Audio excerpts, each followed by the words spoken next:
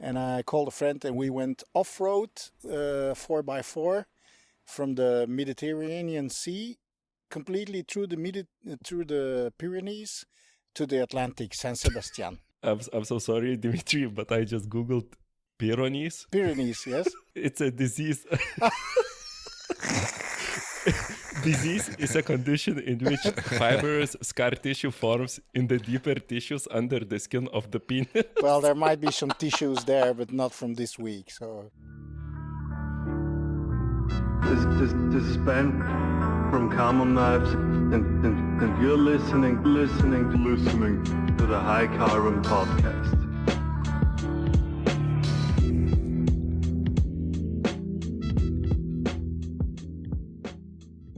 Welcome, guys. Hey, guys. hello. Hello. Everybody's there. We got a guest. We're gonna quick do a little talk about our week and then get into our guest. But I wanted to ask Albert, for the listeners who don't know, Albert's got a website where he sells materials and belts and stuff like that. And I was looking at it today, and from VSM you have, I'm gonna mispronounce this. It's like Zilrion belts. They're like similar to the Gator belt. Looks like. Yeah, they're similar to Trisec belts from 3M, yes. Yeah, how do those work? Do you use them also? Or? We haven't used them, to be honest, but what they told us is that they're great for sharpening if you want to do sharpening on your belt grinder, because they run cooler for longer, but we haven't used them for sharpening. We've just gotten the first batch. I didn't even know that they're on the website already, are they? Yeah, Andy must have put them on there for you. So it looks like they're available in like some of the higher grits then. Yes, they are. Yeah, Yeah. recommend them for sharpening. I always wanted to try those out in the Gator belts and stuff, but I never got into that. They're not on our website. You must have seen it on Instagram, I think. But for our listeners who don't know, he does have a shop. He doesn't talk about it much. Go on there and buy some belts. But they're cheaper than the 3M belts. So they're about half the price of the Trisec belts. And from what we've heard, I mean, we've given them out to friends, other knife makers, and the feedback's been pretty good.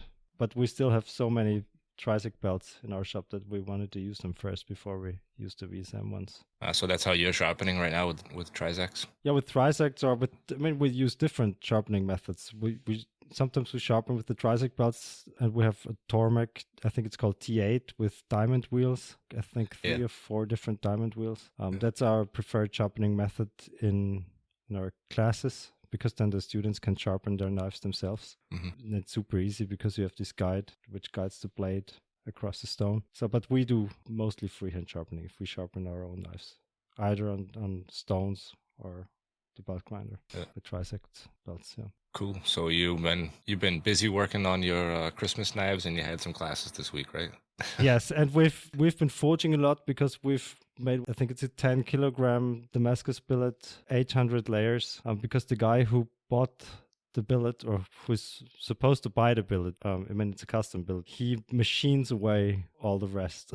So he needs a billet that's 320 millimeters long, 65 millimeters wide, and 24 millimeters thick for an integral dagger. Oh, he's going to cut away more than half of it. Yeah, way more than half. It's like 70 to 80%. So it's a waste of material.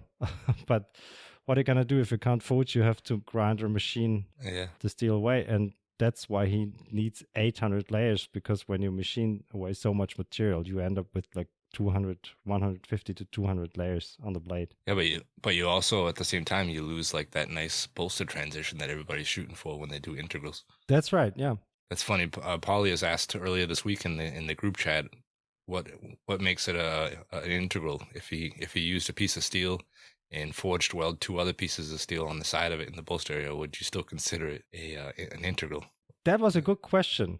And I mean, how it started was if you weld it on and if you use like pins to put on bolsters. It doesn't come as a surprise to me that Paulie is so result focused, right? So if it looks like an integral, it's an integral. But I would say it's more like a process idea. So if you forge it out of one piece of steel, then it's an integral. See? So the process is what defines it, not just the end result. Because then I can just weld on bolsters. But forge welding is also forging. Yeah, but it's not one process. See, and it's one not process. You have one piece of steel and you forge the half integral or the integral out of this one piece of steel. See what I mean? I don't want to get it out of hand currently, but if I am forging a mono steel blade, right, and then forge weld the same steel on the sides, is it still an integral? I mean, it's a matter of definition. Yeah, I was asking my answer exactly was for the definition. My answer was if it's a mono steel, just do it and keep your mouth shut because nobody's going to notice the difference anyway. Yeah, but that's a typical Keith answer. Keep it under the covers. So, Paulie, did you do anything this week you want to add before we introduce our guest? Yeah, just a quick 2 cents from me is I finished up the designs for the military, gave them a call, they are looking at them, and I'm waiting for some feedback. So audience, keep your fingers crossed and tossed for me, so that works out for bolt blades for the next year. And I'm also working on my new 2 models and update for my flagship Warner blade, and I will be sharing more on them in the stories. And that's about it. That was my whole week. Just go on and present the guest. Yeah, well, I hope you get that contract, because if it works for you, it works for me, because you're going to need some material. 100%. 100%. Well, we had a request from one of our listeners, one of our Patreon members, and they said that we don't represent Switzerland enough on the show. So I went and found Dimitri Turcott from Switzerland. He's also known as Studio Blades on Instagram and on his website. Welcome, Dimitri, to the podcast. Hi, how are you? Thanks for having me. Yeah, thanks for joining us tonight. I think we met the first time at Knife Show Austria. Yeah, I believe so. I Yes. think actually all 3 of us, right? Yeah. The first edition Yep. of the greatest European knife show to come, right? Oh, yeah. Yeah. Oh, actually, Dimitri, you were the very first person that I met that was a knife maker in Knife Show Austria. I think we met at the doors at the bar where we were meeting. Okay.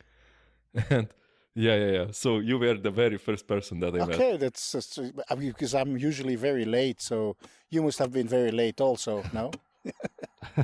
Maybe. Yeah, we were late. Yeah. Yeah. You know, we had to set up. Yeah. That was a good show. I was really amazed by, especially because I have some background in event organizing and stuff like that, and for a first event to be so successful, that for me was the most surprising part. I knew the knife makers would be there, but you still need an audience, and the audience was really good. A lot of makers were really happy, and that was for me the most amazing part, that the first edition can be so successful. I think Martin did a great job there, yeah. Mm. Oh, yeah. And for me, the best comment was from Mershat, Sure Knives. He said that not only people came, but they brought also their money. So, yeah. Well, that's why we think it was a great show, right? Yeah, 100%. You go straight to the point, right? Yeah. That's true. I mean, there were not don't... only lookers, but also buyers, which is great. I have seen some other shows when people come to spend their Sunday free afternoon with the kids just to pass time and just to have something to do. Yeah. It's not the kind of show you want to be at. You want to be at a show where there are collectors and buyers and people that are really interested into the knives, right? Yeah, I think out of all the shows I did, I actually did the best sales I've ever had at knife shows there. So that was good. Hopefully we can continue that success. I think everybody did. Every time you talk to somebody, they also sold a handful of knives, and it's been quite the opposite lately in some of the other knife shows where people didn't sell anything, or they sold 1 or 2 knives maybe. And so I hope we can continue that way. Yeah, looking forward to the next edition. October, right? In October, yeah. Did you sign up already? Yes, I will be there. I immediately signed up for the next edition. Yeah. Because I'm always at the Atlanta Blade Show. I'm always with we call it the row 18. It's like Alfredo Faccipieri, the Italian row, the Italian guys, and then Trey from Turret Hill Knives, and so we have lots of fun there. So and we were on the same row now also. So for the Austrian show, so we've become good friends, and it's always good fun. Yeah. Yeah, that's cool. So you actually have some ties in with Italy with one of your folding knives that you have produced. Yeah, it's true. I I launched my first production knife actually, and I did a Kickstarter campaign. So I had it crowdfunded because I wanted to see if there was some interest in it, and because it's a lot of money to invest, and if people don't want to buy it, well, then and that was actually the most surprising thing from the whole Kickstarter crowdfunding campaign, that it seems to work. You have to do your part with the marketing and stuff like that, but it's a great platform. And then it's called the Rambler. It's like a titanium frame lock folder, and I wanted to keep production in Europe in general.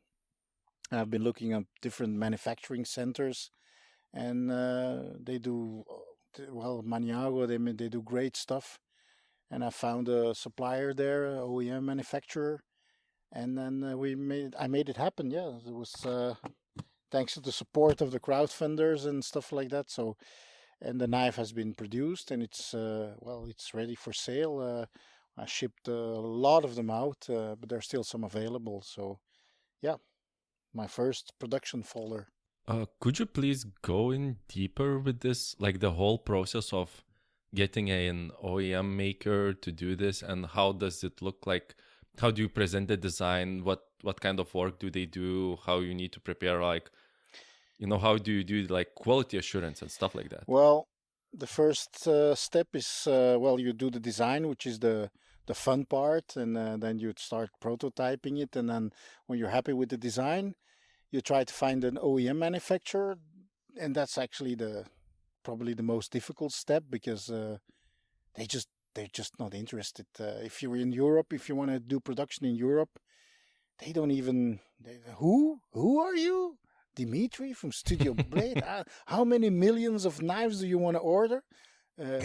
Just MOQ, if that's possible, So that was really difficult. It took me a long time to find a manufacturer that did the quantities that I wanted, that was in Europe, and that was delivering the quality that I needed.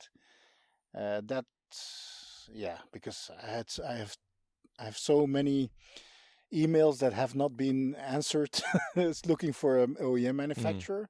So that was the first step. And then I went to visit them because for me in Switzerland, Zurich, Italy is quite close. So I drove up to the factory and met the people, and any excuse is a good excuse to go to Italy, right? So exactly. I bought a lot of wine and cheese and stuff like that. I brought back in the car, and then they delivered a few first prototypes.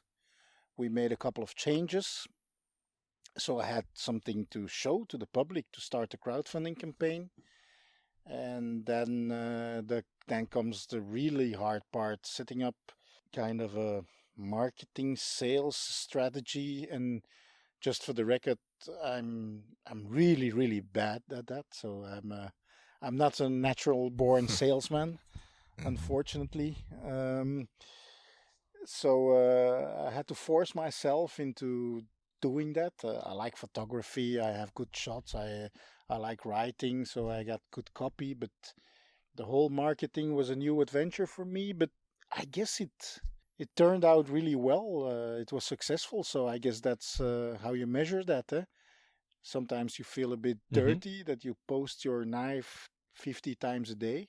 But yeah, I heard somebody say, a marketeer, he told me, remember that people need to see something minimum 6 times before it even shows up on their radar, because we got so much images and stuff coming at us with social media, and I took that to heart. And then even then I posted a lot.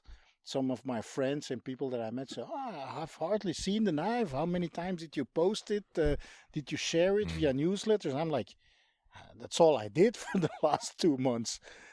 So that's a really strange perspective from sitting in your office and thinking you're doing mass mailing and mass marketing, but in reality it just sinks in the bottom hole of the big bucket of all the stuff that they shoot at us every day on social media, and so. But yeah, and yeah, that's how I did it. I think that's a common misconception with maker people. Like they put something out and put a post online, and then you just sit back and you're like, all right, it's out there, everybody knows where it is, come get it.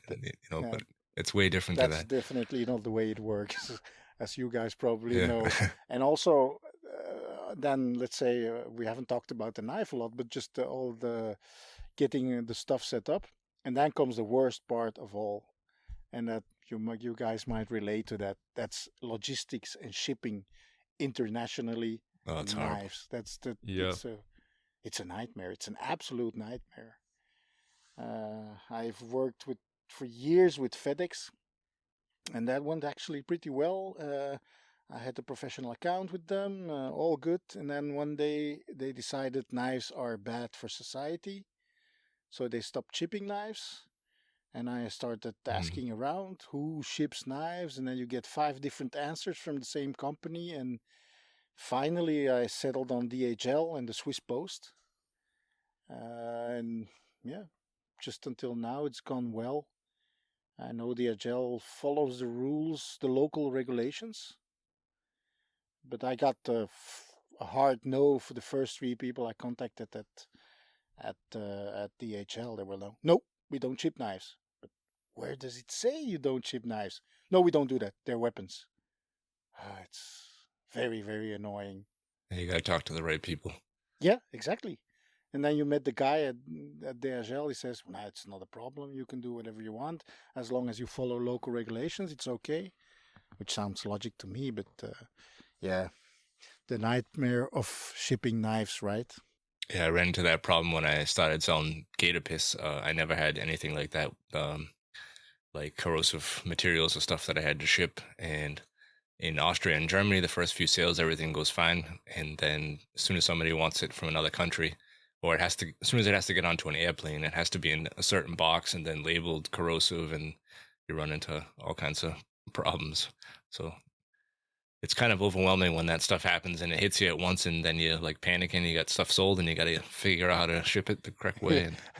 Sometimes you get also some very absurd situations. For example, a while ago, I had some shipment of Damasteel coming in, and I got contacted by the border police. They were like, "This is not possible. It says tariff code stainless steel." Yeah. But it can't be so expensive. This is fraud. I was like, they don't have a tariff code for stainless Damascus steel, so they just put stainless steel, and they couldn't believe that a bar of that those few bars were so expensive. So I had to tell them that it's stainless steel, but it's a special kind of steel. So that was really funny. Actually, I've been working with those stupid HS codes recently, and they do have one, but it's listed under laminated steel. So any kind of laminated steel that doesn't have any kind of non-alloy. So if there's copper in the mix or nickel or anything like that, then it has a whole different code. I wonder if they figured that out yet over at Damasteel. I'm sure they did. Yeah, they couldn't believe that a few bars of steel was. But yeah, probably I didn't know that. Laminated steel. You need to send me that code because. Yeah, I'll send it to you. Probably need it. Because you actually need that too when you ship knives. You have to have the HS code for all the materials that's in it, right? I just do pocket knife or kitchen utensil or something like that. Fixed blades, because there are some kind of subdivisions, So I just usually I take the highest order of the number, and then that usually works out. Yeah, but you have to specify proof of origin and stuff like that. Yeah, I moved to Switzerland a couple of years ago, 6 years ago, and I was not aware of that at all. You ship and you buy and you sell in Europe like very easily, yeah. And then you move to, and then it needs to cross a border, and then the logistics of shipping and come in, and then you lose a lot of time with that because it's a lot of paperwork and extra work that you, in all honesty, don't really need, right? But right, yeah. But that's the way it is. I'm set up now for international shipping. I can do it. Yeah, I'm working on that. You only have a few products, but I have like this whole entire store. It's horrible right now. Right now I have everything set up. I just need to weigh each product and put the weight on there for customs. Yeah. Yeah. I can imagine that's logistical nightmare there. All the product codes, horrible. all the weights, all the different packaging. Yeah, shipping is a nightmare. I'm sure before you started production with the Rambler that you made a few yourself. Do you make other kinds of pocket knives? I think you do a friction folder also. Yeah, I do a friction folder, and I mostly do fixed blades. So a couple of 2-3 years ago, I started really trying folders, which is a whole other level of difficulty. But I'm slowly working my way up all other types, and but it's not easy. But I like the challenge of it because I know how to make a fixed blade. It's not a very complicated construction. The difficulty of a fixed blade is usually in the skills that you need to finish it to a high level. But mechanically, I like folders because it's interesting. I'm by no means a very experienced folder maker, but I'm learning every time I do something, and it keeps it interesting for me, I must say. You also staying a little bit on the fixed blades. I noticed that you are doing some ultra lightweight EDC blades that have the paracord handle. Yes. And while looking at those, I have like a very specific question. The flats, the surface on the flats, where the scale of the steel is, Yes. right? The texture. You have this insanely beautiful finish, which looks almost like polished, mirror-like. How do you achieve such a nice finish? If I'll it's tell not you a my secret, biggest of course. secret: not finishing at all. So I polish it, but it's just a raw scale. It comes like that from the mill, and I like the effect. And then you polish it like a 3-step polish, rough, medium, and you end up with a rose polishing compound, some very high gloss. But that's really, in reality, just the scale. That it's because I believe it's an LMAX blade that you're talking about, or something. ABL. ABL, and that's just a rough scale. And you just polish it, Yeah. like with compound. You just sandblast it out after heat treat, and then I polish it in 2 or 3 steps, and that's the result you get. Yeah. I love Yeah, it. it's nice. I'm stealing It's this. it's the guy that wants to look like he forges knives but doesn't forge. That's the look. Exactly. No, same with me. I love the scale finish. I don't like super sterile look on the fixed blades. Yeah. But it adds a nice this orange peel-like texture. Yeah. Huh, it's just polishing. Huh. And you sandblast just with aluminum oxide, right? No, with sand and fine glass. I mix it, which gives it a very nice result. Yeah. Glass beads beads mixed with sand. Oh, brilliant. Yeah, you should try it. I'm stealing it. I will. You can. I will tomorrow. Try it out. Yeah. You have to play a bit with the pressures, but to get it right. But you'll get there. Oh yeah, I was doing like multi-step blasting, where I just blast first with fine aluminum oxide. I found that it removes best the heat treatment, scale, colors, discoloration, and then I would follow up with glass beads, and also at a kind of low pressure, and it gives this shiny surface. But not as shiny as yours. And yours looks really, really well. good. I usually dip it in dragon's blood that I collect when the moon is full, you know. Man, we don't have any of those in Lithuania. It must be a Swiss Maybe thing. Keats can sell it to you. Yeah, gator piss, dragon's blood. 5 liters. Just give it a name and then a cool design on the label, and you call it dragon's blood. Yeah, that whole row you said in the Italian section there, they got the polishing game down really good. Oh man, Alfredo and all of them, yeah. These guys are, La Cantina. Yeah. So he's also a polishing freak. What can I say? I think the Italians like it shiny. Yeah. But I learned a lot from Alfredo. He explained me his process, and I was like, oh, that's how they do it. It's not a big secret. It's just that the way they do it, and they don't skip any steps, and you have to really. He can do it really fast. I tried his method. It still takes me a long time to finish it like that, but the stones help a lot. And I use I have like a oscillating tool that I have some 3D printed attachments that I put on the blades of those oscillating tools, and then I just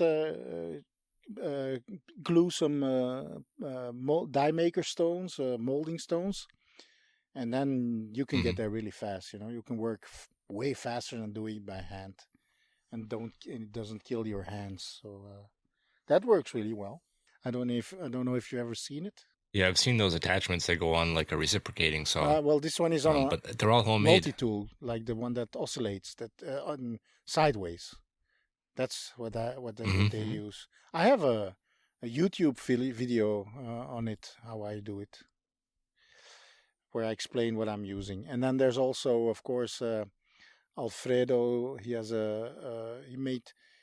we did an Instagram takeover for Damasteel, and then in one of the reels he explains his process in great detail.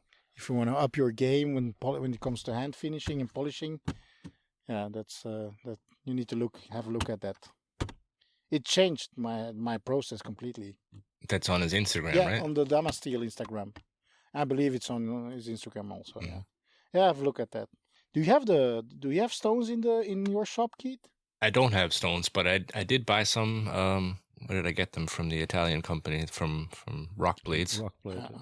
Yeah, and they do work great. The stone grit is a lot different than a sandpaper grit, because if you use like a 120 stone and hold it next to something you just hand sand with 120, it's way different. You get a much more polished effect.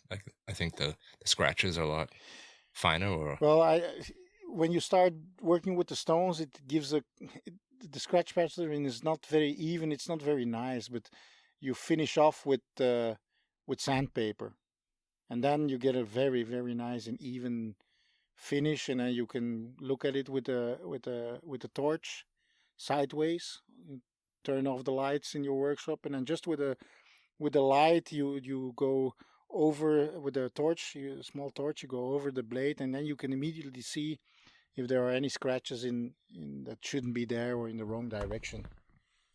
That works. So you do the stones and then the paper, and then So it's all handwork. You're not using any belts or anything to get to that point, or I mean, after your initial bevels and everything. I used to do only belt finishing because I hated hand sanding. I used the Trisacts, and that works really well. But I did a lot of hand sanding before. Then I stopped doing it because I hated it. But then if you go to shows like the Atlanta Blade Show and stuff like that, and you see all the guys, their hand finishes, are like, oh damn, I need to start hand sanding again, because otherwise it shows, if you see them next to each other. Yeah. And it makes a big difference. It's a massive effort. Do you guys do hand sanding or belt finishes? Never. No, we do. Yeah. We do, but we get up to very high grit on the belt grinder, so hand sanding takes us on a Chefneuf something between half an hour or an hour, something like that. And what grit do you end up? That's not a mirror finish, right? No, it's not a mirror finish. It's a 1200 grit usually, or up to 2000. Yeah. But that's we don't polish it after we use sandpaper. So. But you could do on the belt sander to 400 grit or something like that, or what? Yeah, 400 or 600, whatever belts we have around. And of course, the size of the blade also matters. So the bigger the blade, the higher the grit we use on a belt grinder, for obvious reasons. Yeah. And it is for a Damascus that you are going to etch, right? Or yeah, for Damascus. No, monosteel. No, we never do polished monosteel. We don't hand sand monosteel blades up to 1200 grit. That's usually, we stop at 600 at the highest, because we like the satin finished look a bit more than the polished one. You're just being lazy So- there. No. No, Team lazy, seriously, let's go.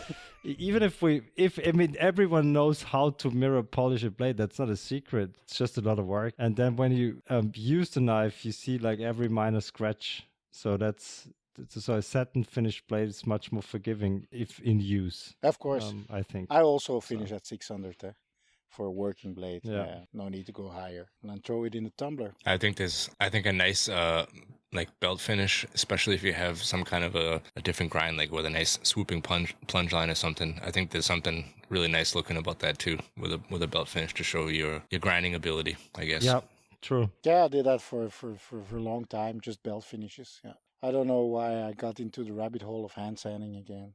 Got peer pressured into it. Yeah, probably. Yeah. You see, it's also because I wanted to do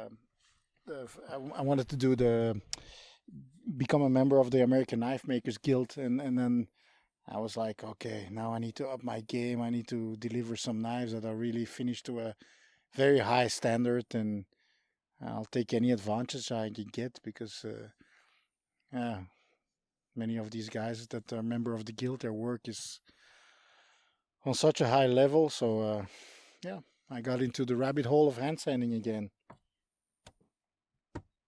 You're a voting member of the American Knife Makers Guild, right? Last year I became a voting member during the Atlanta Blade Show.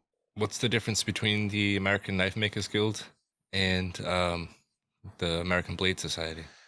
Well, the American Bladesmith Society is forged blades only, and the Knife Makers Guild they allow the use of modern techniques, and since I'm all about that, I don't forge. I used to forge, but I don't do that anymore.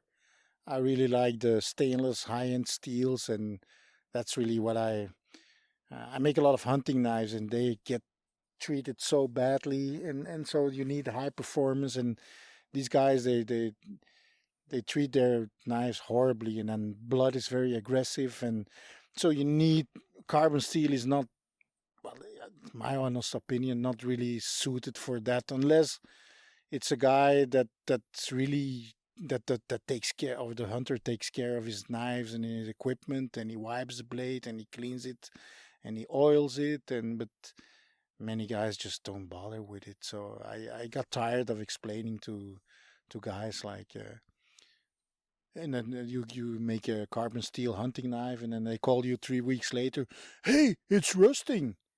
I spent 10 minutes to you explaining the detail, how to treat carbon steel. Yeah, but I didn't know it would rust. Yeah, okay. So I said, no, I'm just gonna go stainless all the way. I do like carbon steels, but I guess they're not for people that are, they just don't bother with it, I think. I think out in the field it's not as easy, or you're out and you skinning an animal and you got blood all over it and it gets thrown in the pack or in the truck, and Exactly. next time you remember, or the next time you go pick it up, and it's just a mess. And the whole sharpening thing, like carbon steel is easier to sharpen and stuff like that. And I'm not sure they really care. They just, when the knife is dull, the high-end powder metallurgic steels, they keep their edge so long. So when they butcher 10, 15 animals, they just bring it back to me, or they have a friend that has a sharpening system, but they don't bother with sharpening at all, in my experience. They just want to brag about how long their knives keep an edge, and But that's why I'm like in the cryo heat treatment and the high-tech steels. I kind of like the performance they have. They're a pain to grind, though. The stainless steels are? Yeah, if you have absolutely. Carbon steel grinds way faster. You can feel the difference. Well, you can feel the difference when you holding it up to the platen on the. Yeah, it's just faster. Belts. It's faster. Carbon steel grinds faster. Especially if you go to the high hardness powder metallurgic steels, it just takes forever to grind. And I do all my grinding post heat treat. So and I can keep everything nice and straight. Yeah. So one of the cool options that you have, or I don't know if it's really an option anymore, I think most of the high tech or the newer knives are using these lock bar inserts that you have on your Rambler.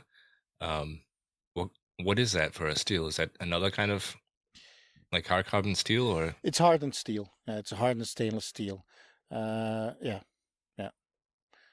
A tungsten carbide insert would have been great, but that was technically not feasible for that knife. But yeah, it's just a hardened stainless steel. Yeah. It was actually a suggestion of the. That looks like the way. It was a suggestion of the manufacturer to use that, because I designed it a bit differently. But I guess they had those already made, and I thought it looked okay, and I said, okay, let's go with your style of lock bar insert. I like that idea, especially as a maker, because if you mess up, that's a really important part of the most important part of the blade, so it functions correctly, is that lockup. And if you make a mistake, normally you'd have to throw that whole side of the scale away and make a new one. Yeah. And that allows you to yes, to make adjustments or just change out the piece. Correct. Yeah. I've thought about. For now, I didn't have any returns or complaints about that, but I thought about maybe ordering the lock bar inserts in different sizes. So if there's wear on it, for example, I have them in different tolerances, and I just change them out. If one day the guy has flipped his knife 20,000 times and there's a bit of wear on it, and then I can change them out. So I might do that in the future, but it hasn't been a problem until now. But I've thought about it. Yeah.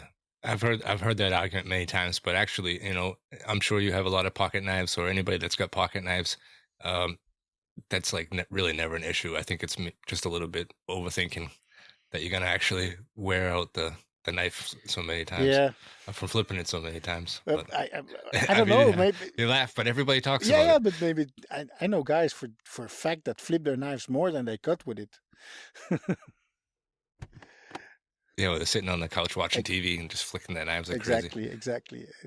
I come from a perspective of using knives, So and some guys come from a perspective of design, and so I'm always amazed. Sometimes I talk with some guys that design knives, and then they're honest about it. They said, no, it just has to look great and look awesome, and I never use a knife.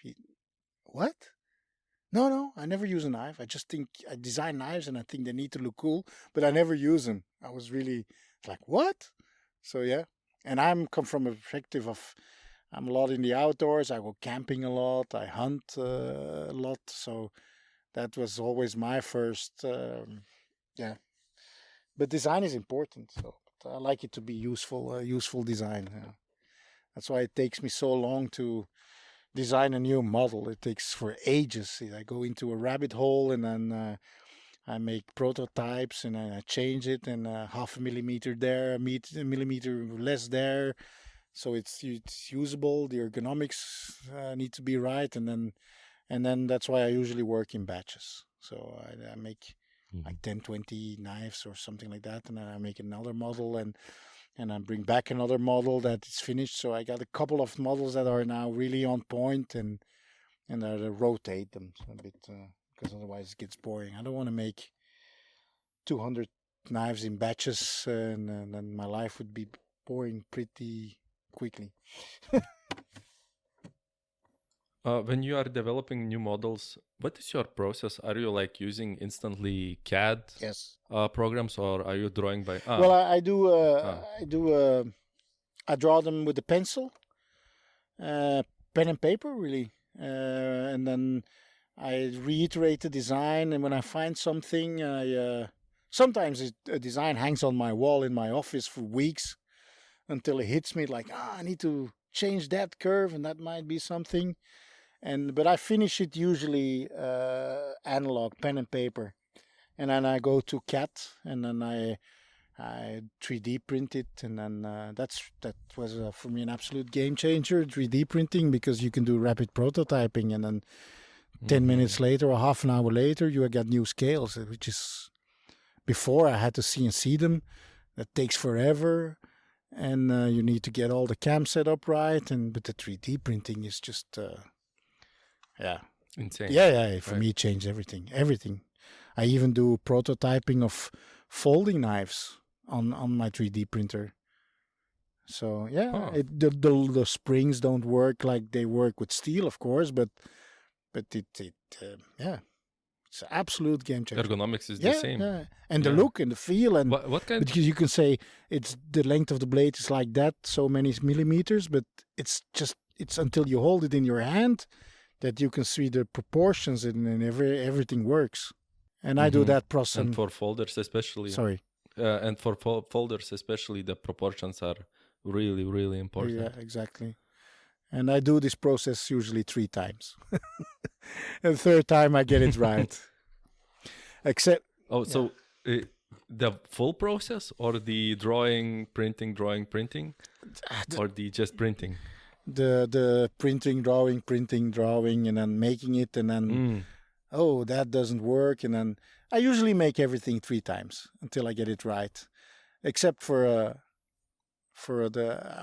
I've started working on my friction folder. I want to turn into a slip joint, and that has been breaking my balls for almost 3 weeks, because I made a do you know the rise and fall indicator, the ruble indicator? Yes. You've seen it. No. So you and that it just drove me crazy just because you usually design a slip folder as a slip folder, but I tried to change a design that I already had and make it into a slip joint, and that was really difficult. I think I'm getting there, but I made probably 10 different prototypes, and because you can't glue steel back on, right? Yeah, slip joints are really interesting. They look so simple, but the slip joint part of it has to work perfectly in 2 spots. So you have to have a half open and a full open in 3 spot that actually on 3 spots. Like open, closed, and in mid position. If you want to do a mid position. It's I heard those are interesting. A friend of mine, he knows a lot of French knife makers. He said, I don't know if you heard it, the meilleur ouvrier de France. It's like the prize for the best artisan of France. So these guys, they make like slip joints, and if they make one to get that prize and to get that award, they can spend a year making just one slip joint to get it just perfect. It's really difficult, and the French are. Well, it's their tradition. They don't know how to do them really well. What is the purpose of the mid position on a slip joint folder? I don't think it has a purpose. It's just I never thought. I have no idea. No, it's just open, half stop, and then closed position. That's it. No real. I don't think so. It's just to show off what you can do. It's just a bit more difficult, I guess. It's what collectors want. Is it maybe a safety thing so you don't close it on your hand? Probably. Yeah. If listeners know, please DM Baltic Blades. I want to know. So that slip joint was driving me crazy. So I drove off for a little getaway last week. So my wife said, it's driving you insane, get out. So I did that. That's why I'm in France now and not in Switzerland. So you're in France, actually, in the back of your car. I'm in the podcast. Exactly. I'm in the back of my truck because I drove. I did a really nice trip. We crossed the Pyrenees from the Mediterranean Sea to the Atlantic off-road with my truck. We did wild camping whole week, which was amazing. And so I'm start driving back home, and I have an uncle that lives in the Bergerac area of France. So I said, stopped here to say hello, and I was setting up the podcast. I was completely ready to go. He shared me his Wi-Fi password. And I was like, okay, I'm ready to go. And then the Instagram wasn't loading and YouTube was slow, so I did a speed check, and it was so low I couldn't believe it. It was 2 megabytes. So I said, "Is something wrong with your Wi-Fi?" Yeah, they're just now putting fiber cables here, so it's over the phone line. It's like I didn't even know that it still existed. So, and then I panicked a bit, so I went outside, and then I said, "Oh, do you have 5G?" No, it's only 4G here. So inside the house it wasn't working, so I had to go out the house and then sit in the back of my truck, so my phone has full sky view, and then so that works. So you're connected over the phone. Yeah, I connected to the phone. Yeah, so now I need and you brought your. Now I want to. You brought your mic and your headphones. Yeah, I brought everything. Yeah. So I was ready for it. At first I couldn't find my microphone because I was a week off road in the woods, and I know I couldn't remember where I last minute stashed my microphone in my truck. So I found it, and then I was ready to go. So yeah. But we're good to. I'm happy. We solve it. So yeah, it's good. Now I definitely want a Starlink on the top of my truck. Yeah, I should get one of those too. My internet's horrible, and I think I have like 4 mobile internet contracts, and one in the shop, and one in the house for the TV, and then one for the kids, and then my workshop where all the material is that I sell. So by the time you pay for all those, I could have just got Starlink. That was my thinking.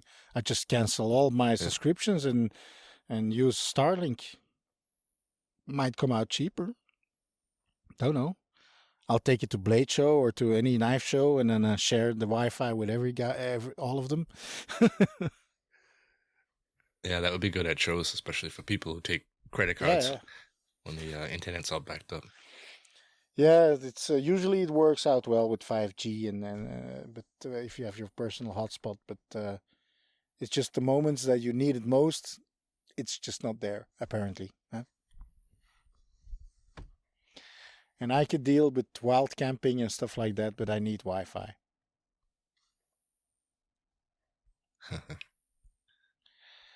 So, yeah. So are you also doing the DCI this year? Yes. I'm just a bit stressed out by just you asking that question.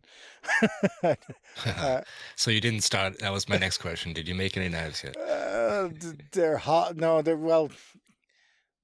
Prep work has been done. Let's say I cut out a few blades, but all the rest has to be done. So I'm gonna be busy, and it's happening soon. So and then after that there's the Chamblou show in Belgium in November. So it's gonna be busy. I shouldn't have gone to the Pyrenees, but I did it anyway, and I had fun. So I didn't have time for it, but I did it anyway. Probably my girlfriend said, you're going insane here. Get out. Call your friend and just join them in the trip through the Pyrenees. So that's what I did. You did the right thing. You listened to your girlfriend, and our listeners should do the right thing too. They should get their next heat treatment kiln from minihell.eu. Kilns. While you on minihell.eu, they are sponsoring the show. Use Carbon 5 to save 5% on your next kiln purchase. And while you are there, you can also buy some heat treatment foil, heat treatment racks for batch hardening, and all that good jazz. And also you can, even if you don't find the right size, Baltazar can build a custom kiln for you. So they are really great. I love mine, and I will not stop preaching it. So go to minihell.eu. Back to the show. Minihell! Every time, Keith. Every time. You got to throw it in there once. Yeah. So on the topic of heat treating ovens, Dimitri, what are you running for your heat treatment? Definitely gonna need to order a new one in the next year or so, because I have a Paragon and I've rebuilt it twice now. I think a second one would be helpful because lately it broke down a couple of months ago, and I was running a workshop and I had people coming. So I had to make some last minute repairs. So I think a backup would be a good idea. I think I maybe get one in the next year or so. Second one. I should look into those. What was the name again of those kilns? Minihell.eu. I need a mini hell. Mini hell. It's a small hell.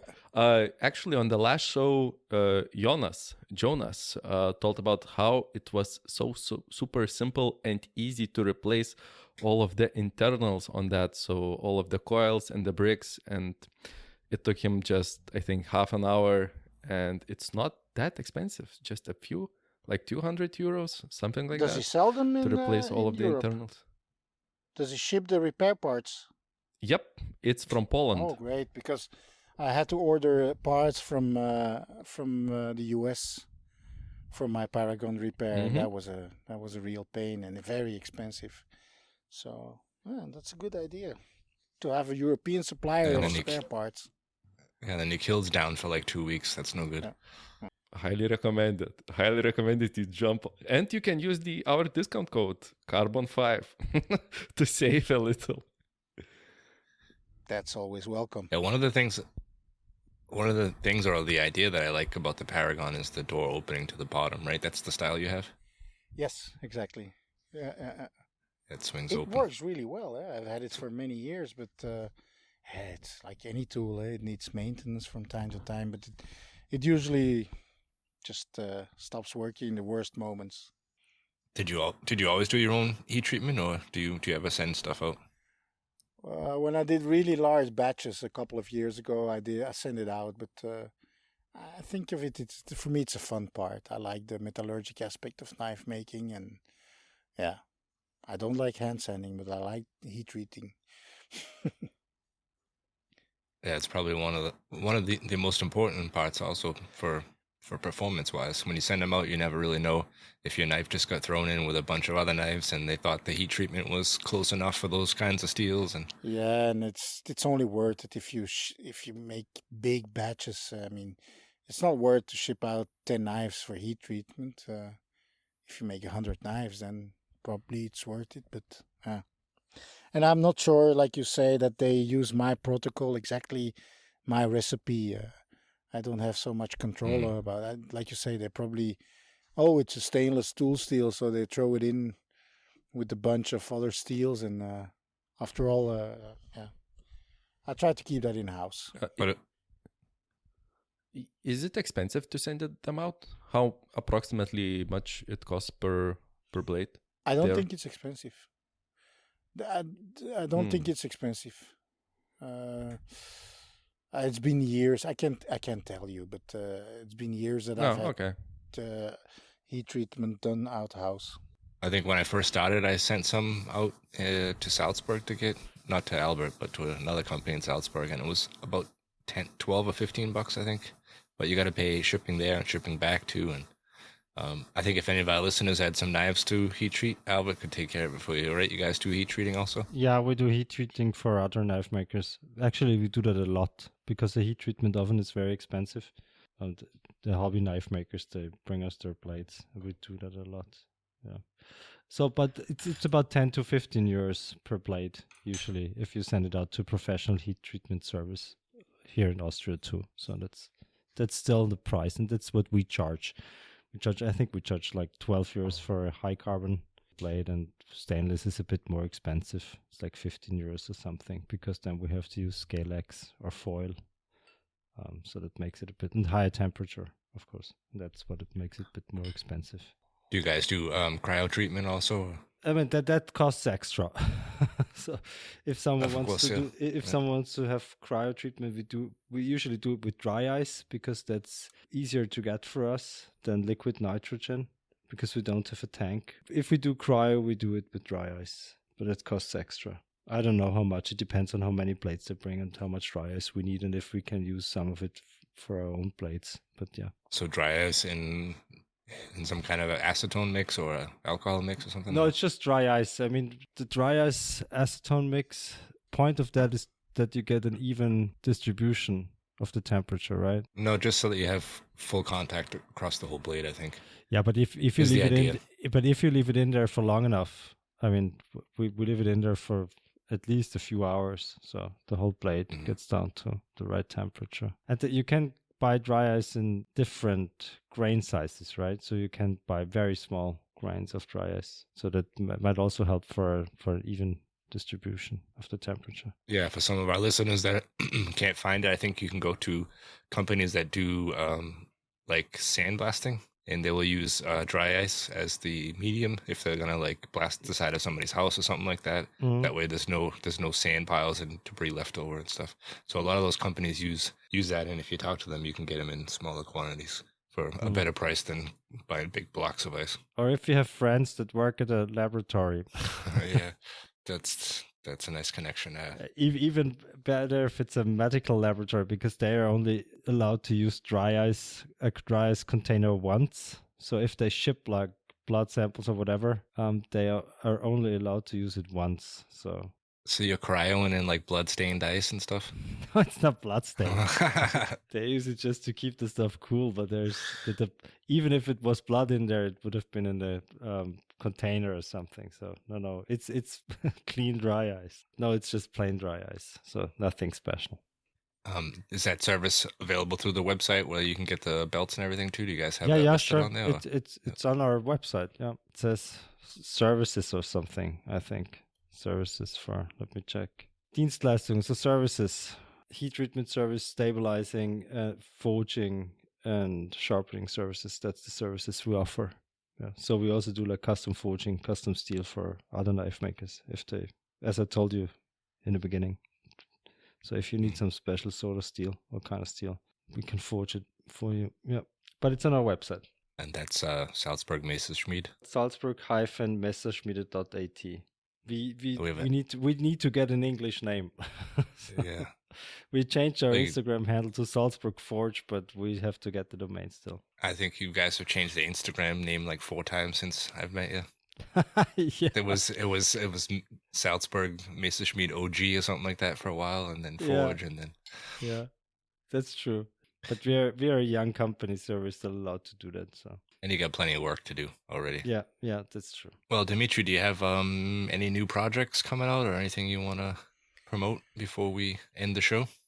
The Damastil Invitational Show, the Damastil Chef Knife Invitational Show, I should say, is coming up soon. It's a virtual kitchen knife show, so you don't need to travel to get there. So you can just go to the Damastil website and you can subscribe.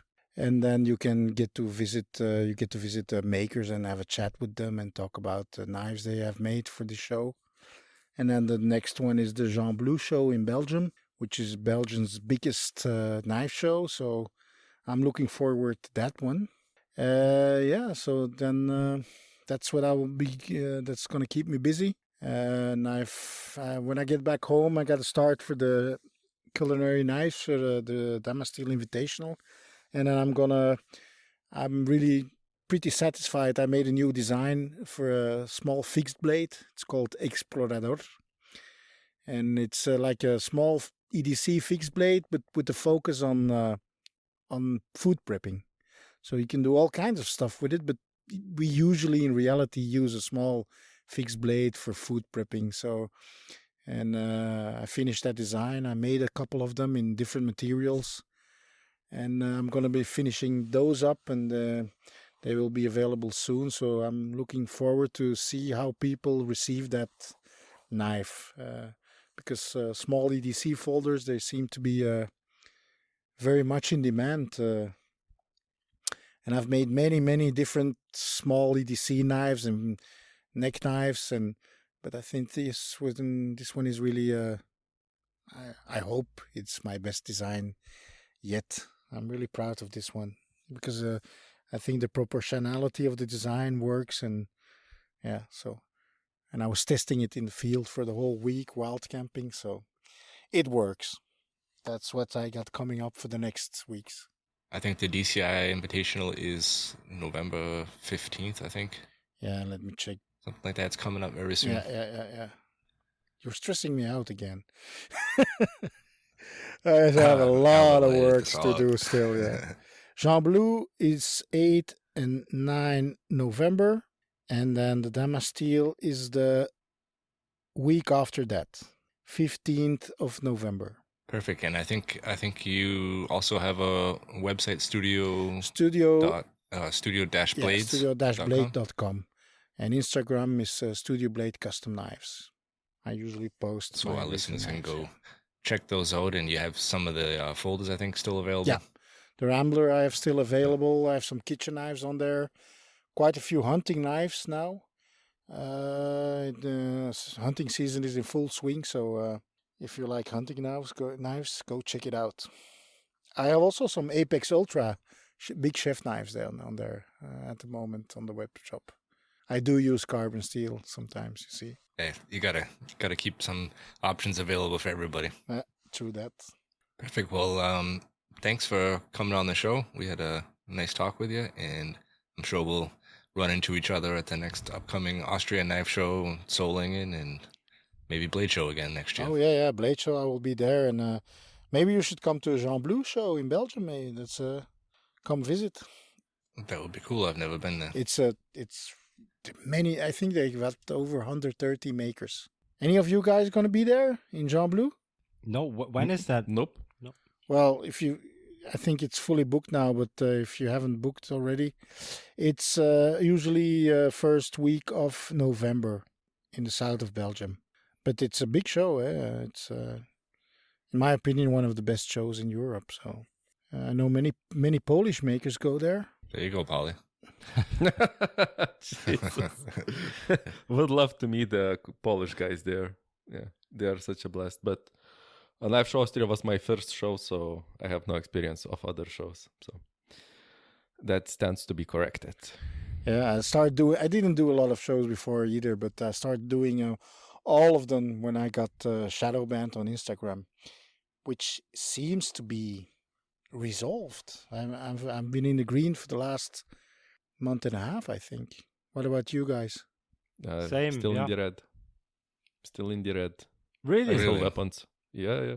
No, mine's been green for a while. I had a problem, but it's been like a year where I just all of a sudden I got 4 orange dots because they said I had the word knife in my name and I needed to change it, and I just kept refusing it and sending it back to them. It went back and forth a whole bunch of times, and then finally I got green checks. It's been clear for about a year. Wow. Yeah, you should really ask for a review if you're apparently it helps, and just keep on asking for a review, and then but something has changed in the last couple of weeks. I hear from a lot of guys.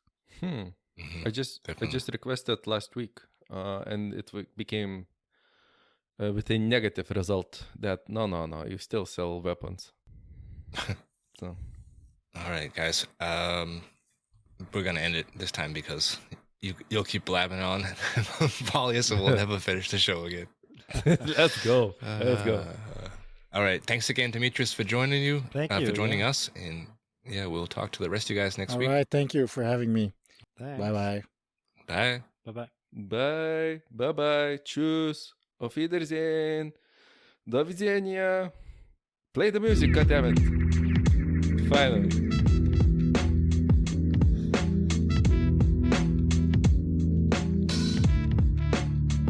Bully out.